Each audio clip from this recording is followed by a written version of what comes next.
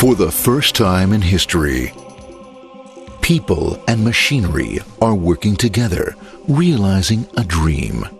A uniting force that knows no geographical boundaries without regard to race, creed, or color. A new era where communication truly brings people together. This is the dawn of the net. Want to know how it works? Click here to begin your journey into the net. Now, exactly what happened when you clicked on that link? You started a flow of information. This information travels down into your own personal mailroom, where Mr. IP packages it, labels it, and sends it on its way. Each packet is limited in its size. The mailroom must decide how to divide the information and how to package it. Now, the package needs a label containing important information, such as sender's address, receiver's address, and the type of packet it is.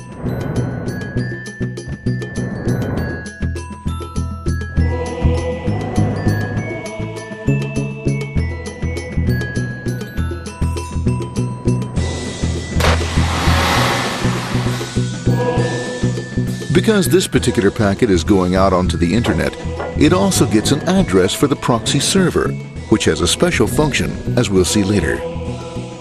The packet is now launched onto your local area network, or LAN. This network is used to connect all the local computers, routers, printers, etc. for information exchange within the physical walls of the building. The LAN is a pretty uncontrolled place, and unfortunately, accidents can happen.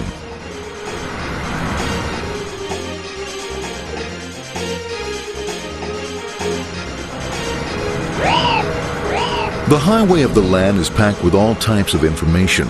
These are IP packets, Novell packets, Apple Talk packets. They're going against traffic, as usual.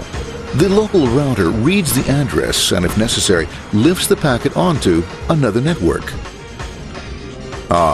The router, a symbol of control in a seemingly disorganized world. Whoops, sorry about that. Let's go with this one here, this one here. This one's here, this one goes here. I don't like this one. Let's go with this one. Let's go here. A little bit left. Let's go with this one here. Another channel here. Let's put that one here. Another one there. Let's put that one here. There he is, systematic, uncaring, methodical, conservative, and sometimes not quite up to speed. Sorry. But at least he is exact, for the most part. That one was there, that one was there, that one was there, and this one was there. Another one that was there, that was there. He's behind him, he was still there, that was there, he was there, almost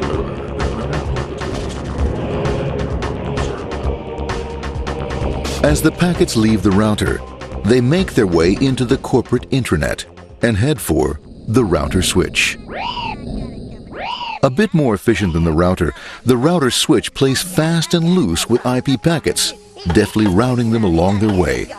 A digital pinball wizard, if you will. Here we go. Here comes another one. And it's another. Watch this, Mom. Here goes. Whoop, around the back. Hey, in there. Over the left, over the right, over the left, over the right. You got it. Here it comes. Right on. He shoots. He scores. It's going. Hey, Wayne. Watch out. Here comes another one. Oh, here we go. And it's gone.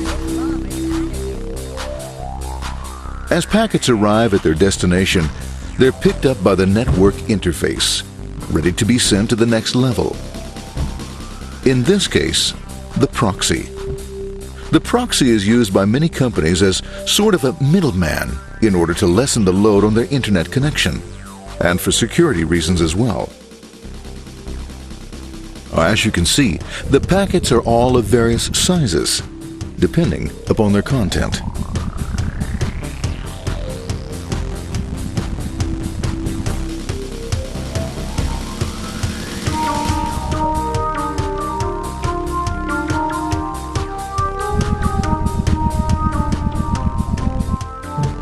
The proxy opens the packet and looks for the web address, or URL. Depending upon whether the address is acceptable, the packet is sent onto the internet.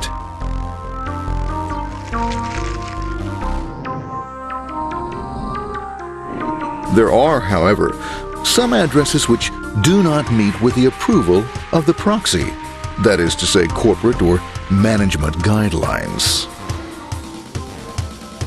These are summarily dealt with.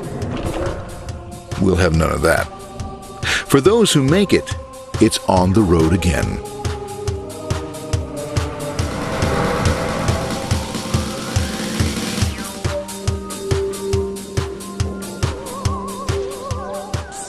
Next up, the firewall. The corporate firewall serves two purposes. It prevents some rather nasty things from the internet from coming into the intranet, and it can also prevent sensitive corporate information from being sent out onto the internet. Once through the firewall, a router picks up the packet and places it onto a much narrower road, or bandwidth, as we say. Obviously, the road is not broad enough to take them all. Now you might wonder what happens to all those packets which don't make it along the way. Well, when Mr. IP doesn't receive an acknowledgement that a packet has been received in due time, he simply sends a replacement packet. We are now ready to enter the world of the Internet. A spider web of interconnected networks which span our entire globe. Here, routers and switches establish links between networks. Now, the net is an entirely different environment than you'll find within the protected walls of your LAN. Out here, it's the Wild West. Plenty of space, plenty of opportunities, plenty of things to explore and places to go. Thanks to very little control and regulation, new ideas find fertile soil to push the envelope of their possibilities. But because of this freedom, certain dangers also lurk. You'll never know when you'll meet the dreaded ping of death. A special version of a normal request ping, which some idiot thought up to mess up unsuspecting hosts. The paths our packets take may be via satellite, telephone lines, wireless, or even transoceanic cable. They don't always take the fastest or shortest routes possible, but they will get there. Eventually. Maybe that's why it's sometimes called the worldwide wait. But when everything is working smoothly, you can circumvent the globe 5 times over at the drop of a hat. Literally. And all for the cost of a local call or less. Near the end of our destination, we'll find another firewall. Depending upon your perspective as a data packet, the firewall could be a bastion of security or a dreaded adversary. It all depends on which side you're on and what your intentions are. The firewall is designed to let in only those packets that meet its criteria. This firewall is operating on ports 80 and 25. All attempts to enter through other ports are closed for business.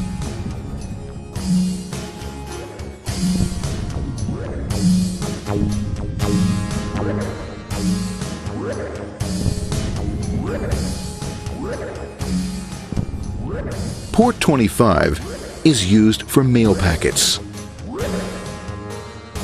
while Port 80 is the entrance for packets from the Internet to the web server. Inside the firewall, packets are screened more thoroughly.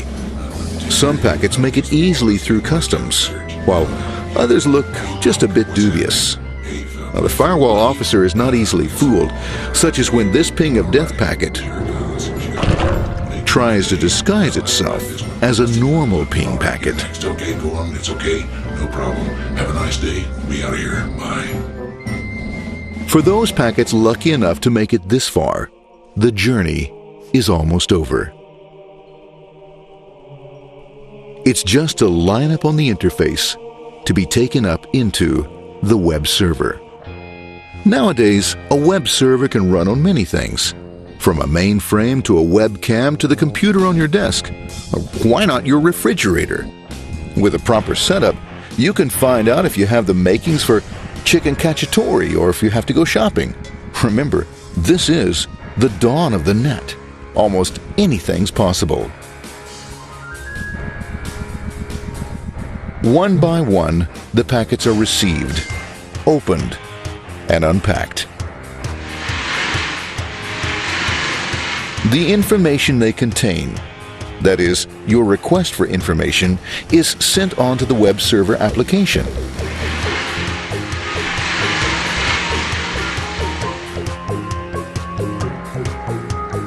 The packet itself is recycled, ready to be used again, and filled with your requested information.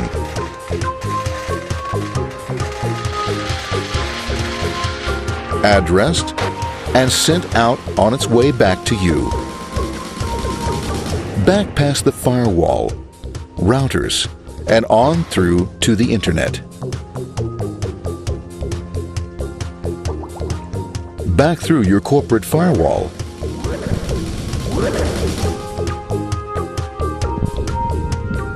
And onto your interface.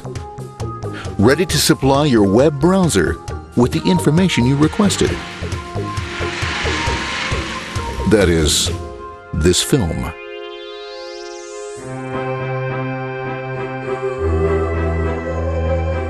Pleased with their efforts and trusting in a better world, our trusty data packets ride off blissfully into the sunset of another day, knowing fully they have served their masters well.